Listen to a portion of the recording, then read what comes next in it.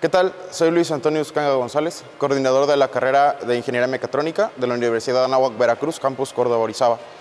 En esta carrera nos enfocamos en desarrollar habilidades en los alumnos que les permitan poder implementar proyectos que van desde el dibujo asistido por computadora, poder fabricarlo y después montarlo en un equipo que les pueda permitir observar cómo se va a comportar en la realidad. Además, contamos con maestros con calidad educativa bastante amplia, una vasta experiencia frente a grupo y además con posgrados y experiencia en la generación de conocimiento, es decir, publicación de artículos científicos y también orientar a los alumnos a que puedan desarrollarlos y poder presentarlos.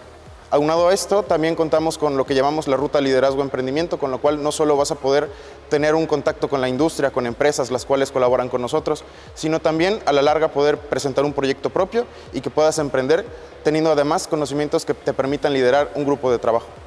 Estoy a tus órdenes para servirte y poder aclarar cualquier duda.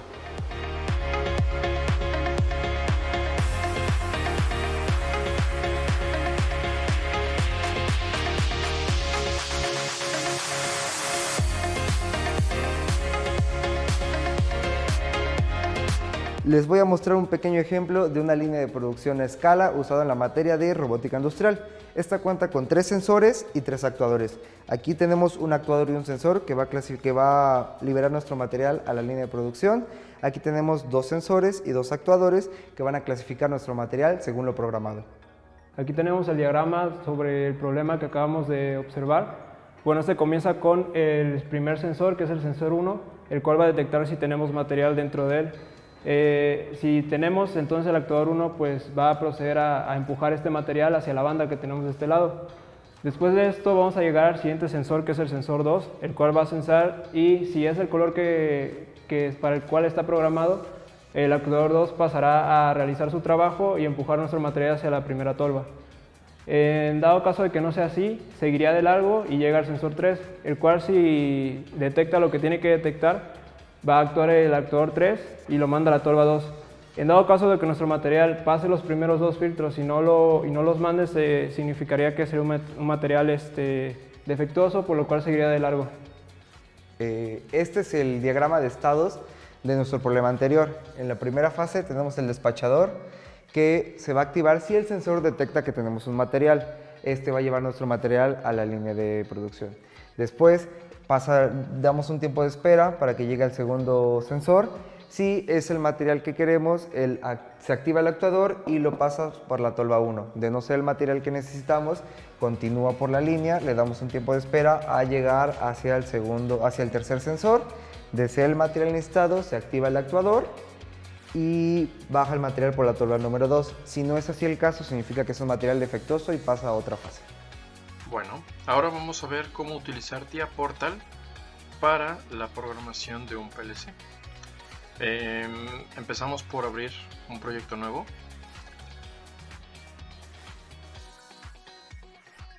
En este caso, bueno, yo voy a abrir un proyecto pero que está vacío.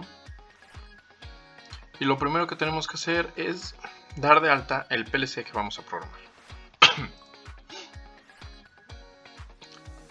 Buscamos entre la librería de PLCs que tenemos dentro del software, el que represente el PLC que estamos usando físicamente. En este caso yo tengo un ST300 313, este de aquí, este de acá.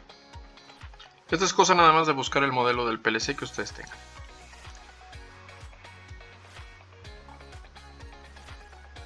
Esperamos unos segundos a que nos agregue toda la información del PLC.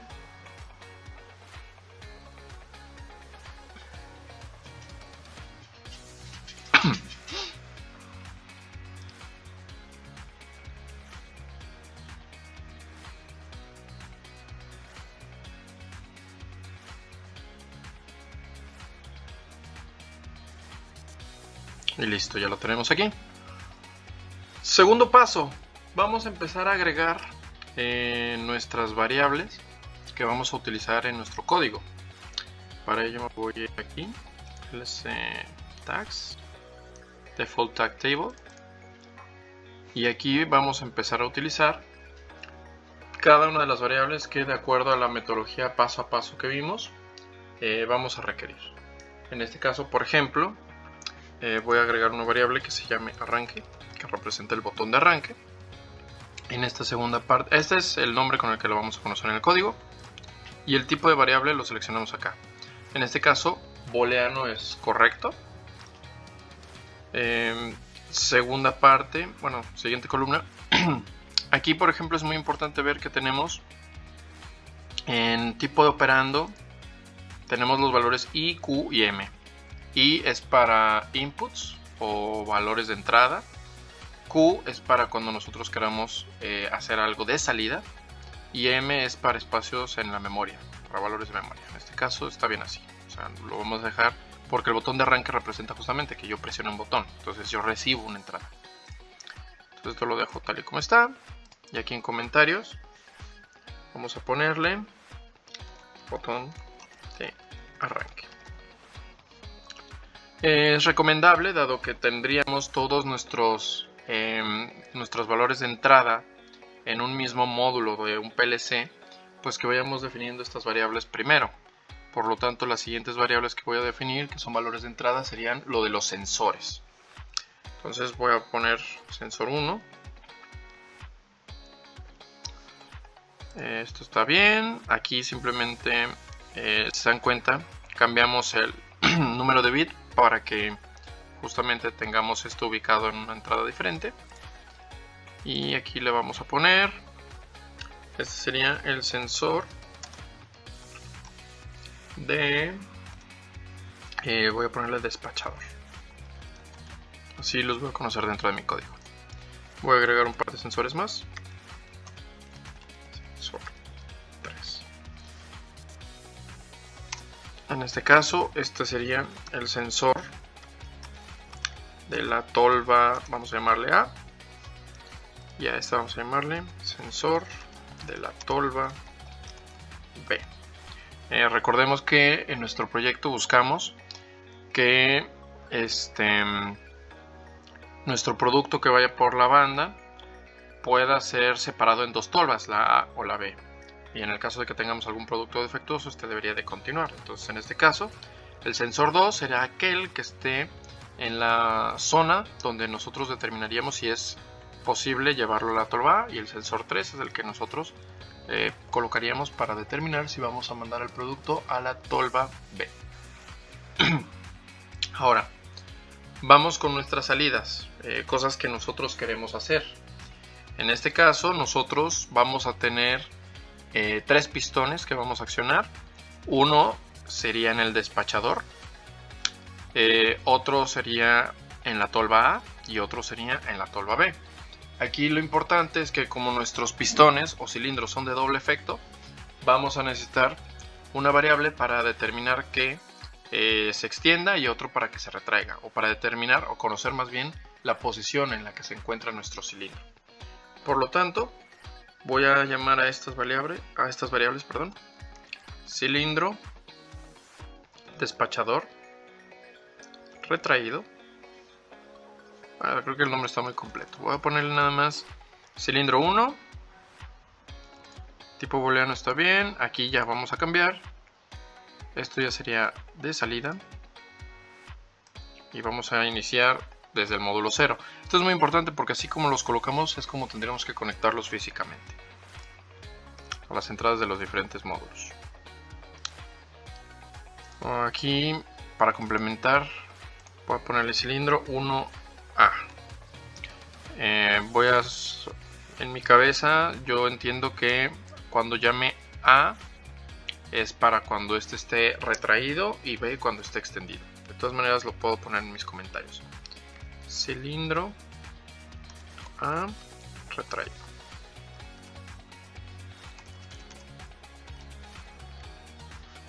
Y puedo llamar a otra variable cilindro 1B. Prácticamente todo lo mismo, solamente que ahora sería para el cilindro A. Perdón, me equivoqué. Cilindro 1 extendido. Igual acá, ¿no? Sería cilindro, pero 1, no cilindro A. Y así voy a agregarlo prácticamente para el cilindro 2 y 3. 2A, cilindro 2B, 3A, 3B. Incluso para ser un poquito más claro, a lo mejor podría poner aquí no solamente como cilindro 1, sino cilindro de despachador, ¿no?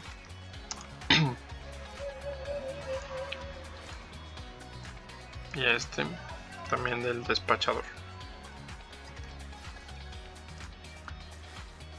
Y este sería cilindro tolva A retraído, cilindro tolva B, no, tolva A sigue siendo la misma, extendido.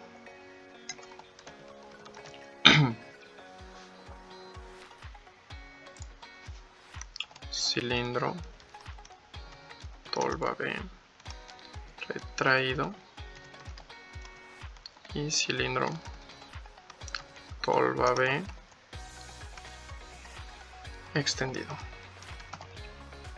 Fíjense que ahorita viendo justamente este tipo de nomenclatura, creo que mejor voy a optar por utilizar un 0 cuando el cilindro esté retraído, un 1 cuando esté extendido y simplemente una letra que represente el cilindro del cual estamos trabajando. Por ejemplo, aquí yo creo que mejor los voy a llamar cilindro despachador 0 y aquí cilindro despachador 1. Así creo que se me hace más claro entender de qué cilindro hablamos y en qué posición se encuentra. Aquí cilindro de la tolva A retraído, entonces lo voy a poner a 0 y a este le voy a poner A1, B0 y B1.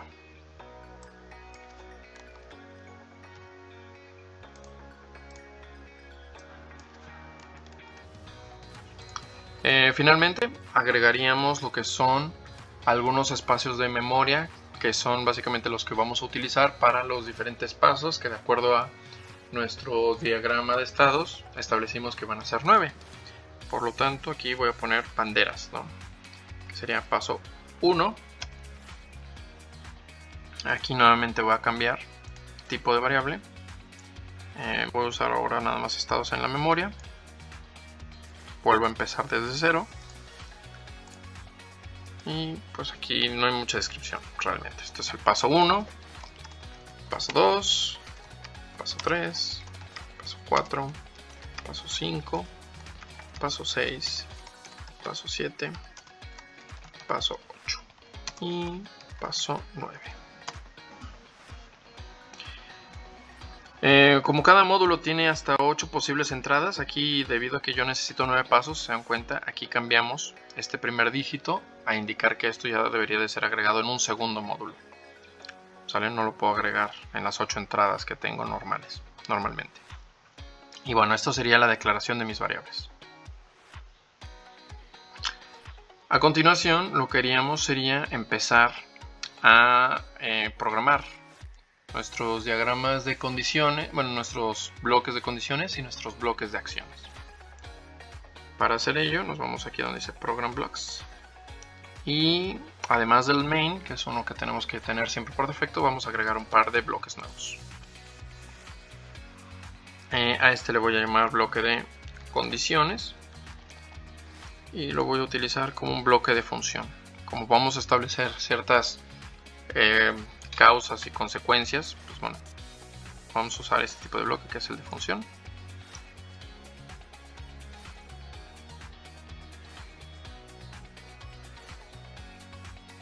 Y así como agregamos condiciones, vamos a generar otro bloque que sería para determinar las acciones. Okay.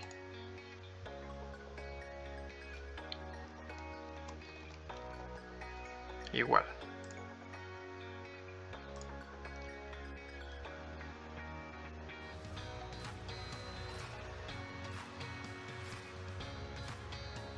Listo. Ahora continuaremos con la programación propiamente de nuestro PLC, dadas las condiciones que se deben de cumplir para realizar distinto tipo de acciones. Primera acción que queremos realizar pues sería que se extienda el cilindro del despachador, que es básicamente el que nos va a meter el primer bloque en la banda transportadora. Para ello pues yo voy a empezar, para que creo que sea un poquito más sencilla, colocando aquí al final una bobina que representaría el paso que queremos realizar, ¿sale? Vamos a ponerle así, paso 1. Y posteriormente nuestro bloque de acciones, nosotros usaríamos la condición de que si se acciona el paso 1,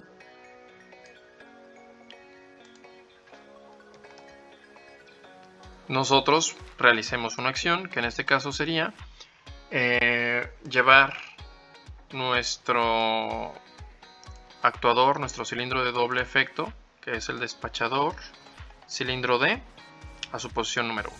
O sea, básicamente esto es lo que queremos hacer, ¿sale? Dentro del paso 1.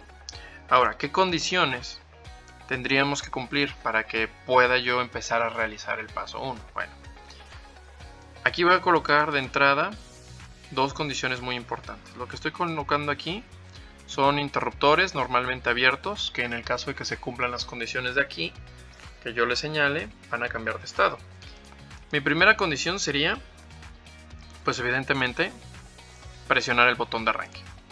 Si yo presiono el botón de arranque, esto automáticamente me va a cambiar el estado de este interruptor normalmente abierto a cerrado.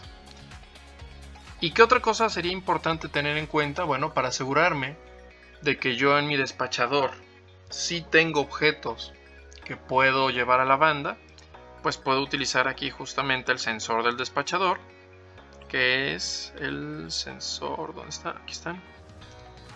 El sensor número 1. Si yo sé en mi despachador que todavía estoy detectando que hay objetos, entonces este también se va a cerrar. Cuando ambas condiciones se cumplan, entonces yo podré ejecutar el paso número 1. Ahora, un detalle importante. Si yo lo dejo así, podría encontrarme en una situación negativa donde ¿qué pasaría si en la banda yo ya tuviera algún objeto que haya quedado como residuo de algún proceso anterior?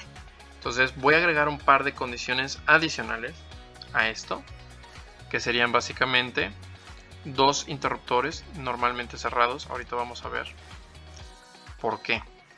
En este caso los interruptores normalmente cerrados los vamos a asociar a los sensores 2 y 3, que son sensores que tenemos posicionados sobre la banda, que están justamente enfrente de las tolvas a donde queremos llevar los objetos. Si yo me aseguro de que estos objetos no están detectando nada tampoco, o sea que no hay nada ahí en la banda, pues también los voy a dejar en este estado, que sería normalmente cerrado. Y finalmente necesitamos una última condición. Ahorita voy a explicar también a qué se refiere esto, que es básicamente, aquí yo voy a colocar una condición que me permita desconectar el paso 1, porque si todo esto se cumple, el paso 1 se va... Bueno, antes de agregar esto voy a explicar algo más importante. Para que yo pueda activar la bandera del paso 1, para que yo en mi paso 1 tenga un valor real, necesito que estos dos me regresen un valor de 0 para que se queden normalmente cerrados, es decir, que no haya nada enfrente de estos dos sensores, que haya algo enfrente del sensor 1 para que este cambie de valor a la posición cerrada, y que el arranque o el botón de arranque sea presionado. ¿Cuál es el problema? Que si yo lo dejo así, cuando yo deje de presionar el botón de arranque, esto se va a desactivar, porque esto va a regresar a su estado normalmente abierto. Entonces vamos a realizar algo que se llama un enclavamiento. ¿Qué es un enclavamiento? Bueno, va a ser una forma de mantener esto encendido, y vamos a ver cómo se da esto. Yo voy a agregar aquí una línea en paralelo a mi proceso, y vamos a ponerle aquí que si se realiza la condición paso 1, entonces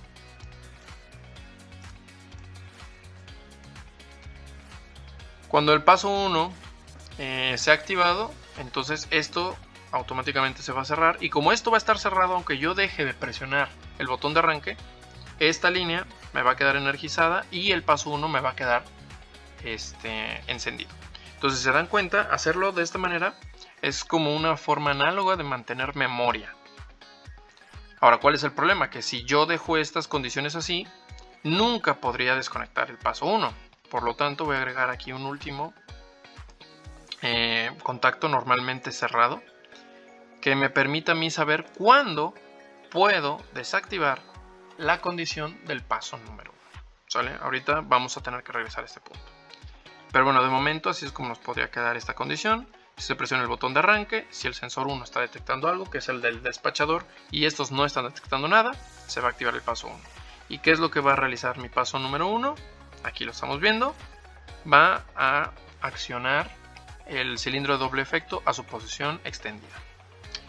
Justo después de esto tendremos que hacer lo contrario, ¿no? Que ahora termina y regresa a la posición de cerrada. Entonces, aquí es un poquito más sencillo de realizar este paso porque ¿cómo puedo yo regresar a mi posición cerrada? Simplemente, si yo me doy cuenta de que ya se realizó el paso 1, ¿ok? Yo en ese momento lo que quisiera hacer es que automáticamente yo pase al paso número 2. ¿De acuerdo? Y en mi paso número 2, ¿qué es lo que yo voy a querer hacer? Bueno, lo agregamos en mi bloque de acciones. En el paso 2, lo que vamos a querer será regresar nuestro cilindro, pero ahora a su posición retraída. Es decir, el cilindro D debería de regresar a su posición 0. Muy importante, dentro de las condiciones, no solamente es importante cerciorarnos de que se cumple la condición del paso 1, sino si también me doy cuenta de que el cilindro está extendido, entonces yo lo voy a retraer. Por lo tanto, esa condición de que el cilindro esté extendido, también lo voy a agregar aquí, con un interruptor normalmente abierto. Nuevamente, si mi cilindro D se encuentra en la posición 1, cambiaría esto a esta posición y entonces accionaríamos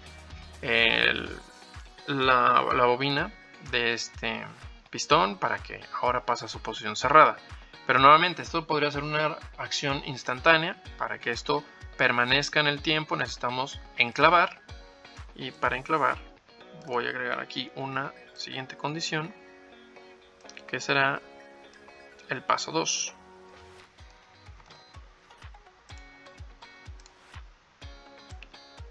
Y tal y como lo vimos en el paso anterior, si yo lo dejo así, me quedaría esto enclavado todo el tiempo. Para que yo tenga un seguro que me permita abrirlo en algún momento, necesitaré una condición. Ya en este momento podemos darnos cuenta de cuál es la condición que nosotros necesitaríamos cumplir para que se libere el enclavamiento del paso número 1. Se dan cuenta, para que, como el paso 2 implica retraer el cilindro y el paso 1 extenderlo, no pueden estar ocurriendo ambas al mismo tiempo, porque no podría yo estar realizando ambos procesos simultáneamente. Por lo tanto, ¿cuándo quiero que se deje de accionar el paso 1? Pues cuando yo estoy ejecutando el paso 2. O sea, si yo me doy cuenta de que el paso 2 ya empezó a ejecutarse, en ese momento libero el paso 1. Entonces ya por ahí se deben de ir dando cuenta, o deben de ir sospechando cómo vamos a hacer el siguiente paso. Nuestro siguiente proceso será ahora simplemente esperar un pequeño tiempo para que nosotros podamos esperar a que nuestro primer objeto llegue a la posición del primer sensor. Por lo tanto, lo primero que necesitamos para ejecutar el siguiente paso será, nuestra condición para ejecutar el siguiente paso será empezar en el paso 2. ¿Y cuál es el paso que vamos a querer ejecutar aquí? Pues será el paso 3. Ahora bien, en nuestro paso 3, ¿qué es lo que nosotros tendríamos que hacer? Bueno, aquí además voy a agregar otra condición. Además de esto, debería de asegurarme de que mi sensor del cilindro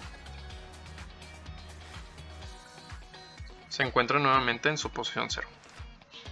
¿Sale? O sea, yo no voy a empezar a ejecutar esto hasta que no me asegure de que el cilindro está nuevamente cerrado. Y ya con estas condiciones puedo ejecutar el paso número 3. Y bueno, ya de una vez nos vamos adelantando con esto. Sabemos que todo paso necesitamos enclavarlo para que permanezca en ejecución. Entonces aquí ya de una vez el enclavamiento será con el paso número 3.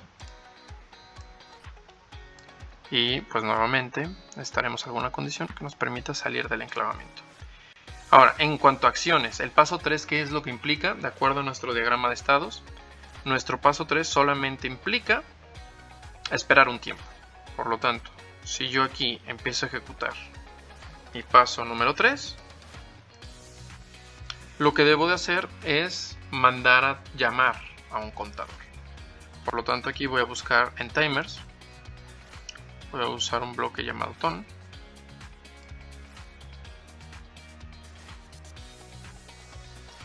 Y este ton, básicamente, lo voy a dejar con los valores que tienen por defecto. Ay, no sé por qué quedó acá, aquí arriba. Esto no. Y solamente necesitaríamos configurar cuánto tiempo queremos esperar.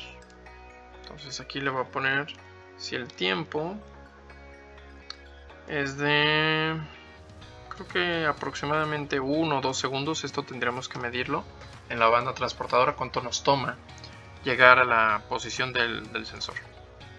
¿Sale? Y básicamente ese sería nuestro paso 3, ¿no? Ejecutar la acción de un timer. Finalmente, paso 4. Puedo empezar con ¿qué necesito para ejecutar mi paso número 4? Que es el que voy a poner aquí.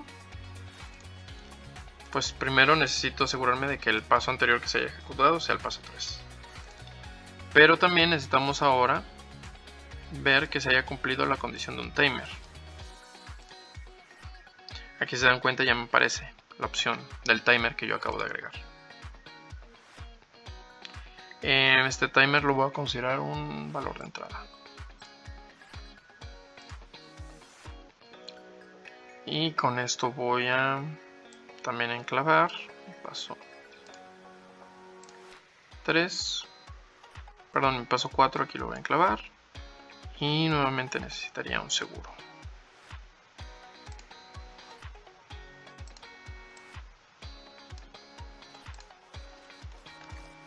Paso 4. Como esto es una espera en el tiempo, realmente para liberar este cilindro que tendríamos en el caso anterior, pues no directamente, bueno, vamos a regresar a estas condiciones que yo tenía previamente. En el paso 1 yo me estoy dando cuenta que lo que estoy haciendo es que mi primer cilindro se está extendiendo y en mi paso 2 retrayendo. ¿Cuándo voy a liberar esta condición de que el cilindro se está retrayendo? Cuando este se tenga que volver a extender. Y pues técnicamente en todo nuestro proceso eso no va a volver a ocurrir hasta que no volvamos a iniciar. Entonces aquí realmente la única forma de liberar el paso 2 es que yo sepa que se está realizando como tal el último paso de todo nuestro proceso, que en este caso me voy a adelantar, que sería el paso 9. No sé si ahorita queda mucha lógica, pero básicamente yo puedo dejar mi cilindro en esta posición y no necesito liberarlo hasta que no sepa que voy a volver a empezar mi proceso. Como mi proceso solo tiene 9 pasos, pues lo voy a dejar así. Aquí, para nuestro paso 3, que es el enclavamiento, tendríamos que usar ya propiamente la acción del segundo cilindro. Entonces esto lo voy a dejar todavía pendiente.